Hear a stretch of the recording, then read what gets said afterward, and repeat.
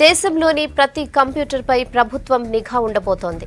కేసుల దర్యాప్తు విషయాల్లో ప్రతి కంప్యూటర్ను చెక్ చేసేందుకు 10 రకాల దర్యాప్తు సంస్థలకు కేంద్ర హోంశాఖ అధికారాలిస్తూ ఉత్తర్వులు జారీ చేసింది.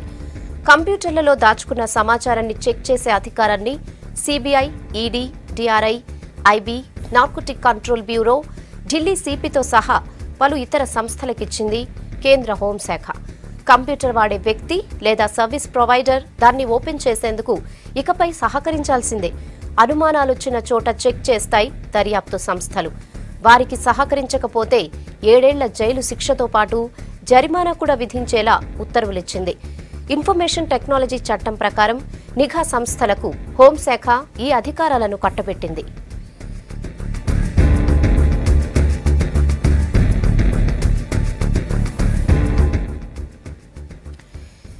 దీనికి సంబంధించి పూర్తి డీటెయిల్స్ భరత్ అందిస్తారు. భరత్, చెప్పండి, ఇకపై ప్రతి కంప్యూటర్ పై కేంద్రం నిఘా పెట్టబోతోందని చెప్తున్నారు. దీనికి సంబంధించి అప్డేట్స్ ఏంటి?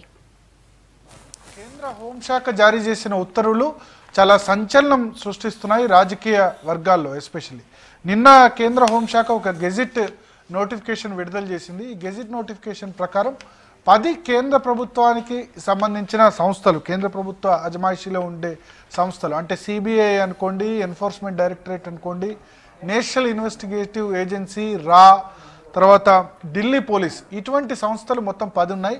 ఈ 10 సంస్థలు ఏ కంప్యూటర్లో దాచి ఉంచిన సమాచారాన్నైనా వాళ్ళు యాక్సెస్ చేసుకోవచ్చు.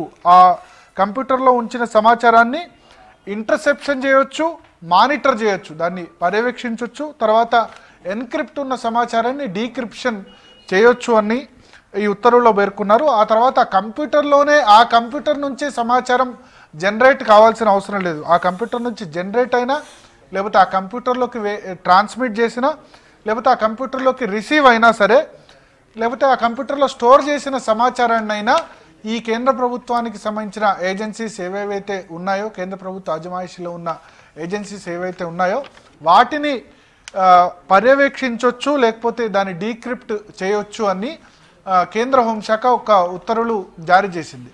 సో ఇప్పటి వరకు ఎట్లా ఉందంటే, ఇప్పటి వరకు కేవలం కాల్స్ లేకపోతే ఈమెయిల్స్ను మాత్రమే ఈ నిఘా సంస్థలన్నీ కూడా కొంత ప్రియర్ పర్మిషన్ తీసుకొని వాటిని ఇంటర్సెప్ట్ చేయొచ్చు. అంటే మనం ఇంతకుముందు చూస్తూ ఉంటాం, ఫోన్ ట్యాపింగ్ అంటూ ఆరోపణలు చేస్తారు ప్రతిపక్ష నేతలు కానీ లేకపోతే వేరే వాళ్ళు కానీ, మా ఫోన్లు ట్యాప్ చేస్తున్నారంటారు. అయితే ఇప్పుడు ఫోన్లో ఈమెయిల్సే కాదు, కంప్యూటర్లో దాచి ఉంచిన సమాచారాన్ని సైతం వీళ్ళు మానిటర్ చేసే అవకాశం ఉందంటూ కేంద్ర హోంశాఖ ఉత్తర్వులు జారీ చేసింది. దీని మీద ఎస్పెషల్లీ కాంగ్రెస్ కానీ ఆపోజిషన్ పార్టీస్ అన్నీ కానీ ఇది వ్యక్తిగత స్వేచ్ఛను హరించడమే. సుప్రీంకోర్టు ఇటీవలే జడ్జిమెంట్ ఇచ్చింది.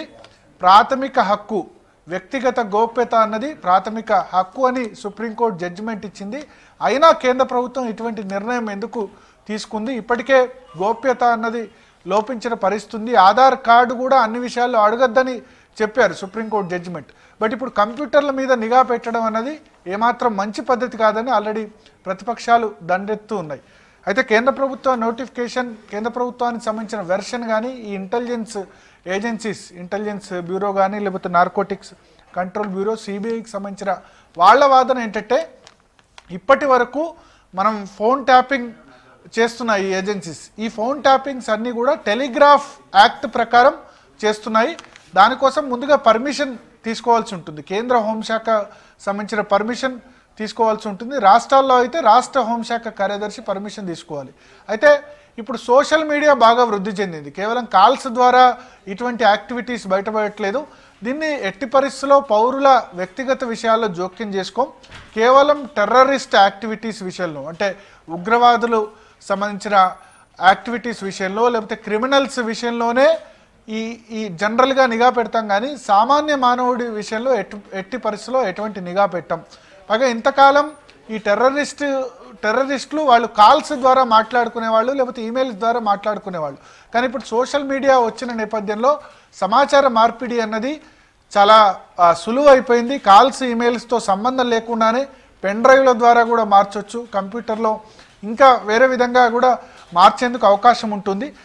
అయితే ఈ సమాచారాన్ని మేము సేకరించడం కానీ ఈ సమాచారం మీద నిఘా ఉంచడం కానీ చాలా కష్టమవుతుంది. ఇప్పుడున్న చట్టం మేరకు, ఇప్పుడున్నది టెలిగ్రాఫ్ యాక్ట్ బ్రిటిష్ కాలంలో చేసిన చట్టం కాబట్టే ఈ కొత్త ఉత్తర్వులు జారీ చేశాం. ఇప్పటికే ఇన్ఫర్మేషన్ టెక్నాలజీ యాక్ట్ 2000 సంవత్సరంలో ఇన్ఫర్మేషన్ టెక్నాలజీస్ యాక్ట్ ఉంది. దానిలో హోంశాఖకు సంక్రమించిన అధికారాల మేరకే ఈ నోటిఫికేషన్ విడుదల చేశాం. జస్ట్ లీగల్ బ్యాకింగ్ అన్నది లేదు కాబట్టే ఈ ఉత్తర్వులు జారీ చేశాం తప్ప ఇందులో వేరే మతలబేమీ లేదు. ఈ ఏజెన్సీస్ కూడా, ఈ 10 ఏజెన్సీస్ కూడా ఎవరి కంప్యూటర్ మీద నిఘా పెట్టాలన్నా ఖచ్చితంగా 2 దశల్లో అనుమతులు తీసుకోవాల్సి ఉంటుందని వీళ్ళ హోంశాఖ చెప్తుంది. ఒకటి, ఫస్ట్ కేంద్ర హోంశాఖ కార్యదర్శి అనుమతి తీసుకోవాలి. ఆ తర్వాత క్యాబినెట్ సెక్రటరీకి సంబంధించిన ఆమోదం కూడా తీసుకోవాల్సి ఉంటుంది. సో ఈ 2 దశల్లో స్క్రూటినీ జరిగిన తర్వాతే మేము నిఘా పెట్టగలం ఎవరి కంప్యూటర్ మీద అయినా.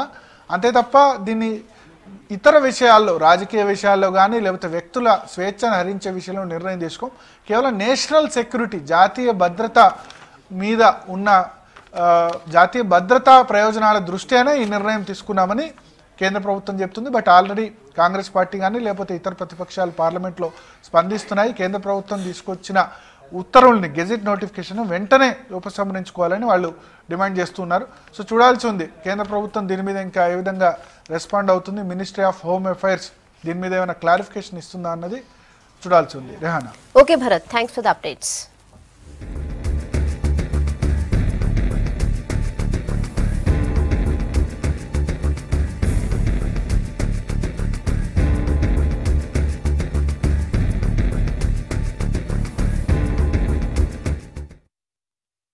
Security and intelligence agencies for the purpose of interception, monitoring and decryption. Please take note, purposes of interception, monitoring and decryption of any information generated, transmitted, received or stored in any computer resource under the said act namely.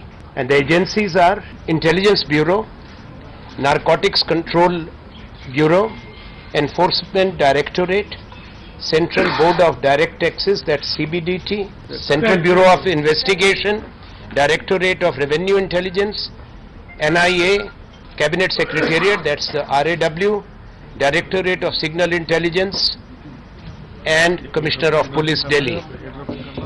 This is a very serious development.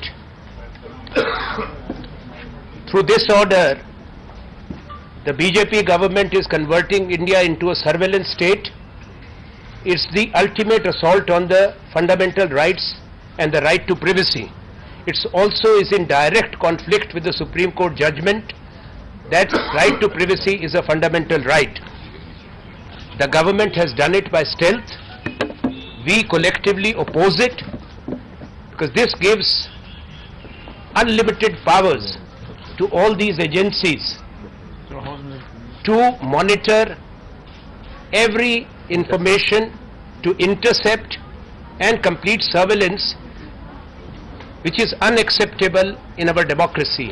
तो जो सरकार का ये आदेश है वो मौलिक अधिकारों के, जो संवैधानिक अधिकार है नागरिकों के, उसका खिलाफ है, उसका विरोध करता है. और इस पे माननीय सर्वोच्च न्यायालय ने भी जो निर्णय दिया है कि राइट टू प्रिवेसी जो वो आपका फंडामेंटल राइट है, ये उसको सीधी चोट पहुंचाता है.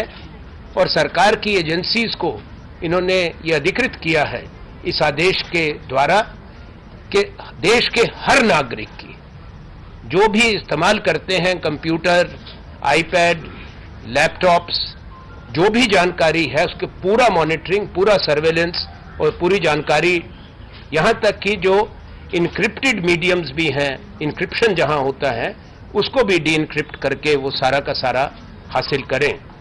इससे प्रजातंत्र को भी एक बहुत बड़ा खतरा पैदा हो गया है.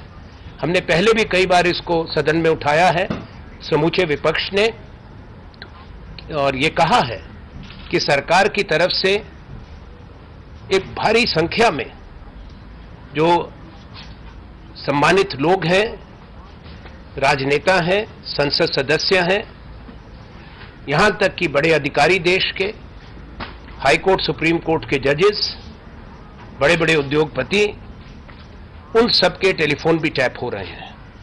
तो एक सर्वेलेंस स्टेट हिंदुस्तान को बना दिया है बीजेपी सरकार ने। हम इसका विरोध करेंगे। जैसा हमने कहा, यह स्वीकार्य नहीं है किसी भी प्रजातंत्र के लिए। और मैं अपने साथियों से